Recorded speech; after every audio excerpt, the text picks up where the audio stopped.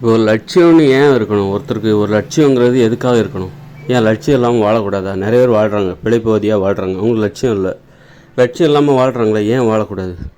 அப்படின்னா லட்சியம் இல்லாமல் வாழ்கிறதுனால தான் நோய் வந்தது. எப்படி சொல்கிறேன் அப்படின்னா, முதல்ல லட்சியம்னு நம்ம ஒரு வகுக்கும்போது, நம்ம ஒரு லட்சியத்தை நமக்காக ஏற்படுத்தி கொண்டு அதற்காக உழைக்கும்போது, அப்போ தான் நமக்கு எதிரி யார், உண்மையான எதிரி யாருங்கிறது நமக்கு தெரியும். நம்முடைய உடம்பு தான் நமக்கு உண்மையான எதிரி. ஏன்னா லட்சியத்திற்காக நம்ம முன்னேறும்போது, லட்சியத்திற்காக நம்ம செயல்படும்போது நமக்கு தடையாக இருப்பது எது அப்படின்னா, நம்மிடம் உள்ள சோம்பேறித்தனம், பலவீனங்கள், இதெல்லாம் தான் நமக்கு தடையாக இருக்கும். அப்புறம் பார்த்துக்கலாம், நாளைக்கு பார்த்துக்கலாம் அப்படின்னு சொல்லிட்டு நம்ம காரியங்களை தள்ளி போடுவோம். செயல்கள்லாம் நம்ம தள்ளி போடுவோம், அல்லது அப்புறம் பார்த்துக்கலாம், நமக்கு சோம்பேறித்தனமாக இருக்கும், காலையில் எழுந்திருக்க மாட்டோம். அப்போ தான் நமக்கு என்ன தோணும் அப்படின்னா, நம்ம காலைல 7 மணிக்கு எழுந்திரிச்சோமே, ஒரு 5 மணிக்கு எழுந்திரிச்சிருந்தால் நமக்கு ஒரு 2 மணி நேரம் கிடச்சிருக்குமே, காலையில் எக்ஸ்ட்ரா கிடச்சிருக்குமே அப்படின்னு சொல்லிட்டு இந்த நேரத்தோட அருமையை அப்போ தான் புரியும். லட்சியம்னு ஒன்று வைக்கும்போது தான் நாம் நம்முடைய உடம்பு மீது நம்முடைய கவனத்தை செலுத்துவோம். ஏன்னா நம்முடைய உடம்பு ஒத்துழைக்கணும், நம்மளுடைய லட்சியத்திற்காக நம்ம உழைக்கிறதுக்காக நம்ம உடம்பு ஒத்துழைக்கணும். அப்போ தான் நம்ம ஜெயிக்க முடியும். இப்போ லட்சியத்திற்கு நம்ம யாரும் ஓட்டப்பந்தயத்தில் மைதானத்தில் ஓடுறவங்க அதுவும் இருக்காங்க. எல்லாருமே ஓட்டப்பந்த மைதானத்தில் ஓட போகிறதில்ல. நமக்கு நாம் ஒரு கடமை இதுதான் நம்முடைய லட்சியம் அப்படின்னு நிர்ணயிச்சாச்சு. இப்போ நம்ம சுதந்திரமாக ஓடணும். அதே நேரத்தில் நாம் ஒரு வேலையை செய்யணும் அப்படின்னு நம்ம ஒரு லட்சியத்தை தேர்ந்தெடுத்துக்கிட்டோம், ஒரு லட்சியத்தை செய்து அந்த வேலையை செய்யணும் அப்படின்னு தேர்ந்தெடுத்துக்கிட்டோம் அப்படின்னா, அதை செய்யலைன்னா வேறு யாராவது செஞ்சுட்டு போயிடுவாங்க. அதுவும் இங்கே இருக்குது. இப்போ நாம் ஒரு லட்சியத்தை தேர்ந்தெடுத்தால் நாம் செய்யலைன்னா அதை யாருமே செய்ய மாட்டாங்க அப்படின்ட்டு கிடையாது. அதனால் அந்த லட்சியத்தை வேறு யாராவது செஞ்சுட்டு போயிடுவாங்க. அதனால் அந்த பயமும் நமக்கு இருக்கும். அந்த பயமும் நமக்கு சேரும். ஒரு லட்சியத்தை தேர்ந்தெடுக்கும்போது அந்த பயமும் நமக்கு அது சேரும். அதனால் அந்தந்த காலகட்டத்தில் நாம் கடமைகளை அந்த காலகட்டத்தோடு செஞ்சு முடிக்கணும் அப்படிங்கிறது உணர்வு நமக்கு வரும். அதற்கு தடையாக இருப்பது எது? இங்கே ஓகே, நமக்கு ஒரு லட்சியம் வந்தாச்சு, நம்மளை யாரும் மறைக்கலை, நீ ஓடக்கூடாது, நீ லட்சியத்தில் போராடக்கூடாது அப்படி சொல்கிறவங்க வெளியிலே இருப்பாங்க, நம்ம வீட்டிலே கூட இருப்பாங்க. அப்போ அவங்கள எப்படி நம்ம கடந்து போகிறது? அவங்ககிட்ட வாக்குவாதம் பண்ணுறதா, சண்டை போடுறதா? சண்டை போட்டால் நம்ம மனசு அமைதி இல்லாமல் போயிடும், அப்போ நம்ம வேலையை செய்ய முடியாது. ஆக வெளியிலேயே இந்த மாதிரி தடைகள் இருக்கும். அந்த தடைகளை நாம் எப்படி எதிர்கொள்ளணும்? அதுக்கப்புறம் நம்ம உடம்பே ஒரு தடையாக இருக்கும். சோம்பேறித்தனங்கிற நம்மளோட உடம்பு தடையாக இருக்கும். ஏன்னா நமக்கு லட்சியத்தை நம்ம செயல்படுத்தணும் அப்படின்னா நம்ம நேரத்தை ஒழுங்காக பயன்படுத்தி ஆகணும். நமக்கு கொடுக்கப்பட்ட நேரத்தை நம்ம முழுமையாக பயன்படுத்தி ஆகணும். அப்போது நம்ம என்ன பண்ணணும், அது வரைக்கும் நம்ம லட்சியம் எதுவும் இல்லாத போது நம்ம 8 மணிக்கு வரைக்கும் தூங்கணும், காலையில் 9 மணி வரைக்கும் தூங்கியிருப்போம். ஆனால் லட்சியம்னு வந்துட்ட பிறகு நாம் காலையில் 7 மணிக்கெல்லாம் எந்திக்கிற வழக்கத்தை விட்டுட்டு ஒரு 5 மணிக்கு அல்லது இன்னும் 4 மணிக்கே கூட எந்திக்கலாம். அந்த அளவுக்கு நமக்கு ஒரு விழிப்புணர்வு வரும். அப்போ தான் நேரத்தை நம்ம நேரம் நமக்கு இன்னும் எக்ஸ்ட்ரா கிடைக்கும். அப்புறம் சோம்பேறித்தனம், நம்ம உடம்பு ஒத்துழைக்காது. அதில் ஒத்துழைச்சாலும் ரொம்ப ஸ்லோவாக இருக்கும். அப்போ நம்ம என்ன பண்ணுவோம், உடற்பயிற்சி செஞ்சு அந்த வேகத்தை அதிகப்படுத்துவோம். அப்போ தான் என்ன தோணும் அப்படின்னா, உடற்பயிற்சி செய்கிறது எந்த அளவுக்கு நல்ல விஷயம், நமக்கு கஷ்டமாக இருக்கிற விஷயம் எல்லாமே எளிதாக இருக்கும். உடற்பயிற்சி செய்யும்போது நமக்கு கஷ்டமாக இருக்கிற விஷயம் இல்லாமல், உடற்பயிற்சி செய்யாமல் நம்ம செய்கிற வேலை, அப்புறம் உடற்பயிற்சி செஞ்சுட்டு நம்ம வேலை செய்யும்போது நம்ம மூளை சுறுசுறுப்பாக இருக்கும், நம்ம உடம்பும் சுறுசுறுப்பாக இருக்கும். நமக்கு ஒரு சோம்பல்ங்கிறதே நமக்கு தெரியாது. நம்ம அந்தளவுக்கு ஈடுபாடோட அர்ப்பணிப்போடு நம்ம வேலை செய்வோம். ஆக நம்ம ஒரு லட்சியத்தை தேர்ந்தெடுக்கும்போது தான் நம்ம உடம்பு மேலே நமக்கு கவனம் திரும்பும். நமக்கு பிரதான எதிரி நம்ம உடம்பு. வெளியிலேயும் இருப்பாங்க. அப்போ வெளியிலேயும் இருப்பாங்க அப்படிங்கும்போது எப்படின்னா, தேவையில்லாமல் பேசி நேரத்தோட அருமை நமக்கு தெரிய ஆரம்பிச்சிருது. ஒரு நேரத்தை நம்ம கரெக்டாக பயன்படுத்தணும், அப்போ தான் நம்ம லட்சியத்தில் முன்னேறுவோம். அப்படி இருக்கும்போது சரி, வெளியில் உள்ள தேவையில்லாத நட்புகள், தேவையில்லாத உறவுகள், தேவையில்லாத செயல்கள், தேவையில்லாத பேச்சுகள் எல்லாத்தையும் தவிர்க்கும்போது இன்னும் எக்ஸ்ட்ரா நேரம் கிடைக்குது நமக்கு. நமக்கு பயனுள்ளவங்ககிட்ட நம்ம பேசணும், பயனுள்ள பேச்சை பேசணும், பயனுள்ள செயல்களை செய்யணும், எதை செய்யக்கூடாது, எதை பேசணும், எதை பேசக்கூடாது. அதே நேரத்தில் நம்ம கொஞ்சம் பாதுகாப்பாகவும் இருக்கணும். ஏன்னா அந்த லட்சியத்தை நம்ம அடையணும், அது வரைக்கும் நம்ம பாதுகாப்பாக இருக்கணும், உயிரோடு இருக்கணும். உயிரோடு இருந்து அந்த லட்சியத்தை நம்ம தேவையில்லாத செயல்கள், தேவையில்லாத சண்டைகள், தேவையில்லாத சச்சரவுகளில் மாட்டிக்கிட்டு ஆபத்துகளை வரவழைச்சிக்க கூடாது. அப்போ இந்த லட்சியம் அப்படின்னு நம்ம ஒன்று வகுக்கும்போது அது இன்னும் நமது வாழ்க்கையை மேலும் பாதுகாப்பாக மாற்றுகிறது. நல்ல உணவுகளை சாப்பிடணும். ஏன்னா நம்ம ஒரு லட்சியத்தை வகுத்துருக்கோம். அது அந்த லட்சியங்கிறது எப்படிப்பட்டதாக இருக்கணும்னா, 60 வயசுக்கு மேலே நான் செய்கிறதுக்கு என் லட்சியம் வந்து 60 வயசோடு முடிஞ்சிடும், அதுக்கப்புறம் எனக்கு ஒரு லட்சியம் இல்லை அப்படிங்கிற மாதிரி இருக்கக்கூடாது. நம்ம வாழ்நாள் முழுதும் செய்யக்கூடிய ஒரு லட்சியமாக அது இருக்கணும். இப்போ சரி 60 வயசு சில வேலைகள் இப்போ ஒரு சினிமா டைரக்டர் இருக்கார், அவரால் முடிஞ்ச வரைக்கும் ஒரு 70-80 வயசு வரைக்கும் தான் அவரால் ஒரு படம் எடுக்க முடியும். அதுக்கப்புறம் அவருடைய உடம்பு ஒத்துழைக்காது. சரி, அதுக்கப்புறம் வந்து அந்த உடல் நிலைக்கு தகுந்த மாதிரி, அந்த ஒரு முதுமைக்கு தகுந்த மாதிரி ஒரு லட்சியத்தை தேர்ந்தெடுத்துக்கணும். புதிதாக ஒரு லட்சியத்தை தேர்ந்தெடுத்துக்கணும். ஆக நம்முடைய உடம்பு எப்படி இருக்குதோ அதற்கு தகுந்த மாதிரி நாம் வந்து ஒரு லட்சியத்தை தேர்ந்தெடுக்கணும். முதுமை காரணம் காட்டி நம்ம லட்சியம் இல்லாமல் இருக்கக்கூடாது. அப்போ வந்து நம்ம லட்சியத்தை தேர்ந்தெடுத்து வாழும்போது நம்ம கடைசி வரைக்கும் ஆரோக்கியமாக வாழணும். அப்போ தான் நம்ம அந்த லட்சியத்தை வந்து நம்ம வந்து சிறப்பாக செய்து முடிக்க முடியும் அப்படின்னு சொல்லிட்டு நம்ம என்ன பண்ணுவோம், நல்ல உணவுகளை சாப்பிட ஆரம்பிப்போம். தேவையில்லாத உணவுகளை தவிர்க்க ஆரம்பிச்சிடும். உடம்பு வந்து ஒத்துழைக்கணும். நம்ம ஒரு வேலை செய்கிறோம், நம்முடைய லட்சியத்திற்காக நம்ம ஒரு வேலை செய்கிறோம், அதுக்கு வந்து நம்ம உடம்பு வந்து ஒத்துழைக்கணும்னா என்ன பண்ணுவோம், நல்ல உணவுகளை சாப்பிடுவோம். அப்புறம் வந்து நல்ல அது நம்ம மனசில் அமைதியின்மை ஏற்படுத்துகிறவர்களோடு நம்ம வந்து பேச மாட்டோம், பழக மாட்டோம். அந்த மாதிரி வந்து நல்ல உணவுகளை நம்ம சாப்பிட ஆரம்பிச்சிடும். இந்த உணவுகளை சாப்பிட்டா இந்த நல்லது. அப்புறம் வந்து உடல் குண்டாக இருக்குது அப்படின்னா நம்ம லட்சியத்தில் நம்மளால் முன்னேற முடியாது. நம்பிக்கையே இழந்துடும். உடம்பு குண்டாயிடுச்சுன்னு வச்சுக்கோங்களேன், நமக்கு நம்பிக்கையே இருக்காது. ஏன்னா நடக்கிறதுக்கே சிரமமாக இருக்கும். அப்போ வந்து நம்முடைய வேலைகளும் சிரமமாயிடும். அதனால் என்ன பண்ணுவோம், நம்ம உடம்பை நல்லா ஆரோக்கியமாக பார்த்துக்கணும். அப்போ தான் நம்முடைய லட்சியத்தில் நம்ம வந்து சிறப்பாக ஒரு நிலைக்கு முன்னேற முடியும், வேகமாக முன்னேற முடியும், சுறுசுறுப்பாக முன்னேற முடியும். இன்னொன்று, நம்ம ஏன் லட்சியத்தை தேர்ந்தெடுக்கிறோம், 4 பேர் பாராட்டணும், நம்மளை வந்து 4 பேர் பாராட்டணும் அப்படின்னு நினைப்போம். அப்படின்னு நினைக்கிறதுனால தான் உங்கள் பாராட்டெலாம் எனக்கு தேவையில்லை, யாருடைய பாராட்டம் எனக்கு தேவையில்லை அப்படின்னா நம்ம ஒரு லட்சியத்தை தேர்ந்தெடுக்க மாட்டோம். நம்ம ஒரு பிழைப்புவாதியாக இருந்துட்டு போயிடுவோம். பிழைப்புவாதிகளோட மனநிலையே அதுதான். போய் அவங்க லட்சியத்தை வச்சு நான் என்ன பண்ண போகிறேன், அதை வச்சு நான் என்ன பண்ண போகிறேன் அப்படின்னு சொல்லிட்டு, உங்கள் பாராட்டுகளை வச்சு நான் என்ன பண்ண போகிறேன், நீ பாராட்டினா எனக்கு வந்து நான் கஷ்டப்பட்டதான் உழைக்கும் அப்படின்னு சொல்லிவிட்டு ஏதாவது ஒரு காரணம் சொல்லிவிட்டு அவங்க மனதை வந்து சமாதானப்படுத்திப்பாங்க. ஒரு பிழைப்புவாதியாக இருப்பதற்கான காரணங்களை அவங்களே கூறிப்பாங்க, அவங்களுக்கே அவங்க சொல்லிப்பாங்க. அதனால் நீ வந்து பாராட்டினா அதுக்கு வந்து எனக்கு என்ன, என் வீட்டில் வளரி, இப்போ நான் உழைச்சா தான் எனக்கு வீட்டில் சாப்பாடு கிடைக்கும், அது எல்லாத்துக்கும் அது உண்மை தான். அதுக்காக வந்து அப்போ இந்த பாராட்டுகளை எதிர்பார்க்குற பண்பு வந்து இந்த லட்சியத்தை தேர்ந்தெடுக்கும் போது உங்களுக்கு வரும். 4 பேரோட பாராட்டு நமக்கு ரொம்ப முக்கியம்.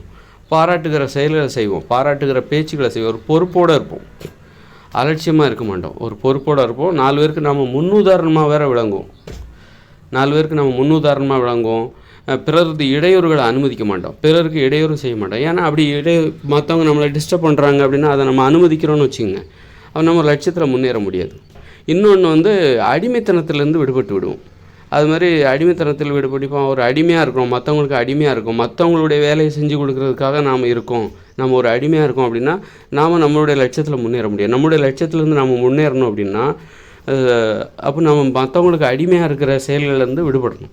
இப்போ ஒரு பெண் இருக்கிறாங்க, அவங்க வந்து வீட்டில் வந்து மற்றவங்களுக்கு தேவையான உணவுகளை சமைச்சு கொடுக்குறது, மற்றவங்களுக்கு தேவையான ஆடைகளை துவைச்சி போடுறது, வீட்டை சுத்தம், அப்படி இருக்கும்போது அவங்களால வந்து ஒரு லட்சியத்தை தேர்ந்தெடுக்க முடியாது. அவங்களுக்கு அதுவே ஒரு லட்சியமாக இருக்கும், அது ஒரு அடிமைத்தனமான லட்சியம். அந்த வீடை பற்றி வீட்டில் உள்ளவங்களுக்கு இந்த மாதிரி வேலை வாங்கணும், வீட்டில் உள்ளவங்கள்ட்ட இருந்து பாராட்டுகளை வாங்கணும், அதுக்காக மற்றவங்களெல்லாம் சோம்பேறியாக்கிட்டு மற்றவங்க செய்கிற வேண்டிய வேலையெல்லாம் இவங்க செஞ்சுட்டு, ஆக இது வந்து அடிமைத்தனமான லட்சியம், மற்றவங்களுக்கு கேடு செய்கிற லட்சியம் இது. அதாவது அடிமைகளின் லட்சியங்கிறது என்னவாக இருக்கணும் அப்படின்னா, உங்கள் லட்சியத்தில் அடிமைத்தனம் இருக்கக்கூடாது, மற்றவங்கள சோம்பேறியாக்குகிற லட்சியமாக அது மாறிவிடும். அதனால் ஒரு லட்சியத்தை தேர்ந்தெடுக்கும்போது அது நமது உடல் மீது கவனத்தை திருப்புகிறது. ஏன்னா நம்முடைய உடல் தான் நம்முடைய லட்சியத்தில் முன்னேறுவதற்கு மிகப்பெரிய தடையாக இருக்கிறது. நம்முடைய சோம்பேறித்தனம், அப்புறம் தேவையற்ற பழக்கங்கள், தேவையற்ற உணவுகள், தேவையில்லாமல் சாப்பிடுகிற, நமக்கு உடலுக்கு ஆரோக்கிய கேடை தருகிற, நோய்களை வர வைக்கிற உணவுகள், அப்புறம் தேவையில்லாத உறவு முறைகள், அதனால் நேரம் வேஸ்ட் ஆகும், தேவையற்ற பிரச்சனைகள் வரும், அதையெல்லாம் தவிர்த்துருவோம். ஏன்னா ஒரு லட்சியத்திற்காக முன்னேறும்போது நம்ம வந்து தேவையில்லாமல் நேரத்தை செலவழிக்கக்கூடாது, தேவையில்லாமல் பேசக்கூடாது, தேவையில்லாமல் உழைக்கக்கூடாது, தேவையில்லாத செயல்களை செய்யக்கூடாது, தேவையில்லாத பிரச்சனைகளை உருவாக்கி மனசில் அமைதி இல்லாமல் போயிடும். நமக்கு ஒரு தன்னம்பிக்கையோடு இருக்கணும்.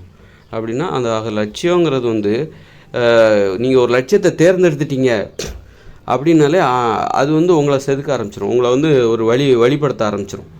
அதுக்கு உடனே ஒரு லட்சியத்தை தேர்ந்தெடுத்த 1 வருஷத்துலேயே கூட நீங்கள் அப்படி ஆவீங்க, அல்லது வந்து உங்கள் 2-3 வருஷம் ஆகும். ஆனால் உங்களுக்கு தெரியும் ஒரு லட்சியம் இல்லாமல் ஒரு பிழைப்புவாதியாக இருக்கும்போது, ஒரு லட்சியவாதியாக இல்லாமல் ஒரு பிழைப்புவாதியாக இருக்கும்போது நீங்கள் எப்படி இருந்திருப்பீங்க? ஆனால் இப்போ ஒரு லட்சியத்தை தேர்ந்தெடுக்கும்போது, நீங்கள் தேர்ந்தெடுத்து அதற்காக முன்னேறும்போது நீங்கள் எப்படி இருக்கிறீங்க அப்படிங்கிறது உங்களுக்கே தெரியும். உங்கள் உடம்பு மீது நீங்கள் கவனம் செலுத்துவீங்க, உங்கள் மனசை நீங்கள் உத்து கவனிப்பீங்க. ரொம்ப ஒரு பயனுள்ள வாழ்க்கையை நோக்கி நம்ம போகிறோம். மற்றவங்கள மாதிரி ஏனோ தானே அலட்சியமாக இல்லாமல் பொழுதுபோக்கிக்கிட்டு தேவையில்லாமல் பொழுதுபோக்கிக்கிட்டு மொபைல் ஃபோன்லாம் கட்டுப்படுத்தணும். இப்போ ஒரு லட்சியத்துக்காக முன்னேறும்போது அப்போ மொபைல் ஃபோன் நமக்கு இது மொபைல் ஃபோன்லாம் அப்போ தான் தெரியும் நமக்கு இது மிகப்பெரிய எதிரி. சமூக வலைதள ஊடகங்கள், சோசியல் மீடியா, அப்புறம் டிவி, தேவையில்லாத புத்தகங்கள், இப்படி இதில் இதெல்லாம் நமக்கு வந்து எதிராக இருக்குது. அப்போ இதுக்கு ஒரு காலகட்டத்தை ஒதுக்கணும். ஒரு சோசியல் மீடியாவா அது நம்ம முற்றிலும் புறக்கணிக்கக்கூடாது. அதுக்குன்னு ஒரு காலகட்டத்தை ஒரு நேரத்தை ஒதுக்கணும். தினமும் ஒரு 2 மணி நேரம் வந்து அதை ஒதுக்கி அதில் சில நல்ல திரைப்படங்களை பார்க்கலாம். ஏன்னா இதெல்லாம் வந்து இந்த திரைப்படங்கள் ஏன் வந்து சோசியல் மீடியா இதிலேருந்து முற்றிலும் நம்ம வந்து விடுபட்டு நம்ம வந்து எப்போது நம்ம லட்சியத்தை நோக்கியே போகலாமே, எதற்கு இதுக்காக ஒரு 2 மணி நேரத்தை தினமும் செலவழிக்கணும், அல்ல 1 மணி நேரத்தை தினமும் வந்து சினிமா அல்லது யூடியூப்பில் என்ன இருக்குது, ஃபேஸ்புக்கில் என்ன இருக்குது, இப்படி ஒரு நாட்டு நடப்பு என்னது, இதை பற்றி எதுக்காக நம்ம நேரத்தை செலவழிக்கணும்? நம்ம நம்முடைய லட்சியத்தை நோக்கி போனால் நமக்கு ஒரு 2 மணி நேரம் மிச்சம் கிடைக்குது. அப்போ இன்னொரு விஷயம் அப்படின்னு நம்ம நினைக்கலாம், ஆனால் அது தப்பு. நம்ம உலகத்தில் என்ன நடக்குது, இப்போ உலக நிலவரம் என்ன, உலக நடைமுறை என்ன, உலக மக்களின் மனநிலை என்ன, அதை நம்ம பதிஞ்சு வச்சுக்கிட்டே இருக்கணும். கருத்தாக நம்ம மனசுக்குள்ளே பதிஞ்சு வச்சுக்கிட்டே இருந்தால் தான் நாம் என்ன செய்ய முடியும், நாம் எவ்வளோ வேகத்தில் போகணும், நாம் எந்த இடத்துல இருக்கோம், எந்த அளவுக்கு பின்தங்கி இருக்கோம், முன்னாடி இருக்கோமா பின்னாடி இருக்கோமா அப்படிங்கிறத நம்மளால் கண்டுபிடிக்க முடியும். நமக்கு ஒரு ஊக்கம் தேவை. இந்த உலகத்தில் இயந்திர அறிவியல் உலகில் வாழ்வதற்கு நமக்கு ஒரு ஊக்கம் தேவை. அந்த ஊக்கத்தை பெறுவதற்கு நம்ம சோசியல் மீடியாவோட நமக்கு ஒரு தொடர்பு இருக்கணும். நாட்டு நடப்புகளை பற்றி ஒரு தொடர்பு இருக்கணும். புத்தகம் படிக்கணும், நாளிதழ்கள் படிக்கணும், டிவி பார்க்கணும், டிவி நியூஸ்கள் கேட்கணும். அப்போ அதுக்காக இதே முழுசாக பார்த்தீங்கன்னா அப்போ உங்கள் வேலைகளை செய்ய முடியாது. அப்போ இதுக்காக தினமும் ஒரு 2 மணி நேரத்தை ஒதுக்கணும். அது எல்லா வேலைகளையும் செய்து முடிச்சுட்டு, காலையில் எல்லா வேலையும் செய்து முடிச்சுட்டு, பகலில் சாயந்தரம் அல்லது 7-8 மணிக்கு பிறகு, இரவு 8 மணிக்கு பிறகு இவங்க கடமைகள் ஒவ்வொரு நாளும் உங்களுக்கு ஒரு பொதுவான இலக்கு இருக்குது. நான் இத்தனை வருஷத்தில் இந்த இலக்கை செய்து முடிக்கணும். அந்த இலக்கை செய்வதற்கு தினமும் நீங்கள் ஒரு இலக்கை நிர்ணயிக்கணும். இன்றைக்கி நான் இந்தந்த விஷயங்களை செய்து முடிக்கணும், இது என்னுடைய கடமை. அதற்கு அதிகமாகவே செய்து முடிக்கணும். இது அதோடு நிறுத்திக்கக்கூடாது. அதோடு நிறுத்தும்போது சில நாள் அதை செய்ய முடியாமல் அதுக்கு நம்ம குறைஞ்சி போயிடும். நாம் ஒவ்வொரு நாளும் தினசரி இலக்கு நிர்ணயிச்சிருப்போம். அந்த இலக்கை நம்மளால் எட்ட முடியாது. அந்த இலக்கை மட்டும் முடிச்சுட்டு நம்ம அப்படியே வேறு வேலையை பார்த்துடலாம், பொழுதுபோக்கிடலாம் அப்படின்னு நினைக்கக்கூடாது. கொஞ்சம் கூடுதலாக ஒரு 10 விஷயம் செய்யணும், இன்றைக்கி ஒரு 10 வேலை செய்யணும் அப்படின்னு நம்ம முடிவு எடுக்கிறோன்னா கூடுதலாக ஒரு 5 வேலை 15 வேலையை செஞ்சு முடிச்சிடும். அந்த 5 வேலை எக்ஸ்ட்ரா போனஸ். அது ஏன்னா நாளைக்கு எப்படி இருக்குன்னு சொல்ல முடியாது, அடுத்த நாள் எப்படி இருக்குன்னு சொல்ல முடியாது. ஏதோ ஒரு காரணத்தினால நாம் தினசரி இலக்குன்னு நமக்கு ஒரு 15-10 வேலை வச்சுருப்போம். அந்த வேலையை செய்ய முடியாமல் போயிடும். அப்போ அந்த நாட்களை ஈடுகட்டுறதுக்கு நம்ம அதிகப்படியாக செஞ்சு வைக்கிறோம்ல, அதிகப்படியாக செஞ்சு வைக்கிற அந்த 5 வேலைகள் சமன்படுத்திடும்.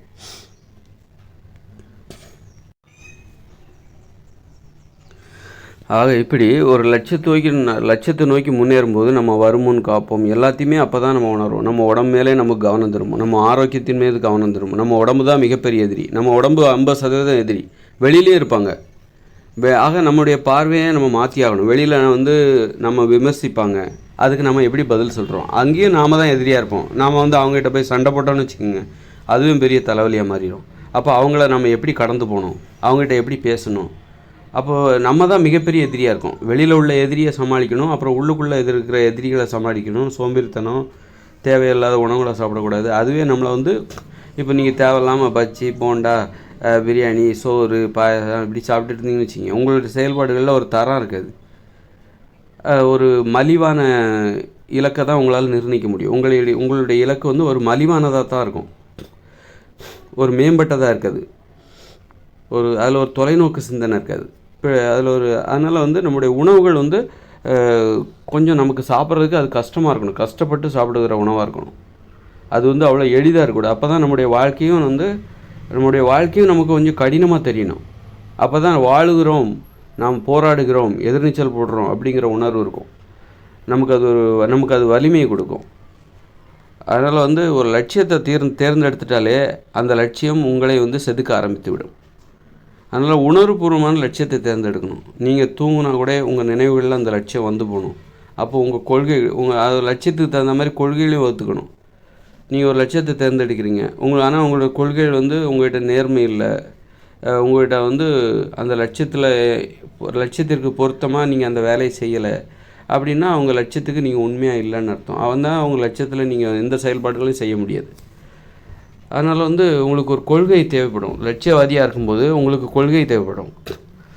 இப்போ ஒரு அரசியல்வாதி இருக்கிறார், அவருக்கு ஒரு லட்சியம். வெளியில் மது குடிக்காதீங்க அப்படின்னு சொல்கிறாரு. அப்புறம் மதுபானத்திற்கு எதிராக போடும். ஆனால் ஒரு ஆட்சிக்கு வந்தோடனே அவங்க டாஸ்மார்க்கெலாம் மூட மாட்டாங்க. அப்போ அவங்ககிட்ட கொள்கை இல்லை, பொய் சொல்கிறாங்க, மக்கள் அவங்கள நம்ப மாட்டாங்க. அதனால் அவங்களால தொடர்ந்து ஜெயிக்க முடியாது. ஒரு அவநம்பிக்கை தான் ஏற்படுத்துவாங்க. மக்கள் அவங்கள பாராட்ட மாட்டாங்க. அதனால் அவங்க லட்சியம் அவங்க லட்சியத்தின் மீது மக்களுக்கு மரியாதையே இருக்காது. இவங்க இவங்களோட சுயநலத்துக்காக இவங்க பொய் சொல்கிறாங்க. அதனால் அவங்க லட்சியத்தில் தொடர்ந்து அவங்களால முன்னேற முடியாது. தற்சமயத்துக்கு அவங்க முன்னேற மாதிரி தோணலாம், ஆனால் அதை அவங்களால தக்க வச்சிக்க முடியாது. அதனால் லட்சியம்னு ஒன்று வரும்போது நீங்கள் எல்லா வகையிலையும் உங்களை நீங்கள் சரிப்படுத்திக்கணும். எல்லா வகையிலையும் அந்த லட்சியத்திற்கு தகுதியானவராக நீங்கள் மாற்ற வைத்து விடும். அந்த லட்சியம்தான் உங்களுக்கு முக்கியம். அதுக்காக நீங்கள் என்ன வேணாலும் செய்யணும். லட்சியத்திற்காக உயிரை கொடுக்கணுமா, அதை கூட அந்த அளவுக்கு அது உங்களை தயார்படுத்தும். உங்கள் லட்சியத்திற்காக நீங்கள் உயிரை கொடுக்குற அளவுக்கு, உயிரை தியாகம் செய்கிற அளவுக்கு அது உங்களை தயார்படுத்தி விடும். அதே நேரத்தில் அந்த உயிர் தேவையில்லாமல் போக நீங்கள் அனுமதிக்க மாட்டீங்க. அற்ப விஷயங்களுக்காக, தேவையில்லாத பிரச்சனைகளுக்காக அந்த உயிர் போவதை நீங்கள் அனுமதிக்க மாட்டீங்க. உங்கள் உயிர் உங்கள் லட்சியத்திற்காக போகுதுன்னா நீங்கள் அதில் உங்களுக்கு பெருமையாக இருக்கும். ஓகே, அதில் ஒரு நியாயம் இருக்குது, அதில் ஒரு நம்ம ஏமாற்றப்படவில்லை. ஆனால் இப்படி நம்முடைய லட்சியத்திற்கு தொடர்பே இல்லாத ஒரு விஷயத்துக்காக நம்ம தேவையில்லாத வர இடத்துல யார்கிட்டயா பிரச்சனை பண்ணி, ஏதாவது அவங்க யாருன்னு தெரியாது, அவரோட ரவுடியாக கூட இருக்கலாம், அவர் கத்தியை தூக்கிட்டு வர்றாருன்னு வச்சுங்க. அப்போது நமக்கு ஒரு தேவையில்லாமல் ஒரு விஷயத்தில் நம்ம அற்பத்தனமாக நம்முடைய உயிர் போகிறதுக்கு அல்லது நமக்கு ஒரு விபத்து, ஒரு ஆபத்து ஏற்படுவதற்கு நாம் காரணமாக இருக்கும். அதனால் நம்ம ஒரு லட்சியத்தை தேர்ந்தெடுத்து கொண்டால் இதையெல்லாம் தெரிந்து கொள்ளலாம். எது தேவை, எதை பேசணும், எதை செய்யக்கூடாது, யார்கிட்ட பேசணும், யார்கிட்ட எப்படி பேசணும், எந்த உணவுகளை சாப்பிடணும், காலையில் எப்படி எழுந்திருக்கணும், எப்படி வாழணும், தினசரி வாழ்க்கை எப்படி இருந்தால் நம்ம லட்சியத்தில் முன்னேற முடியும், நமக்கு சோம்பேறித்தனத்தை எப்படி வெல்வது அப்படின்னு சொல்லிட்டு ஒரு மிகப்பெரிய உலகமே நம்ம கண்ணு முன்னாடி வரும். அதனால் லட்சியத்தை வகுத்து கொள்ளுங்கள், ரொம்ப முக்கியம். லட்சியம் இல்லாமல் வாழ்வது பயனில்லாத வாழ்க்கை.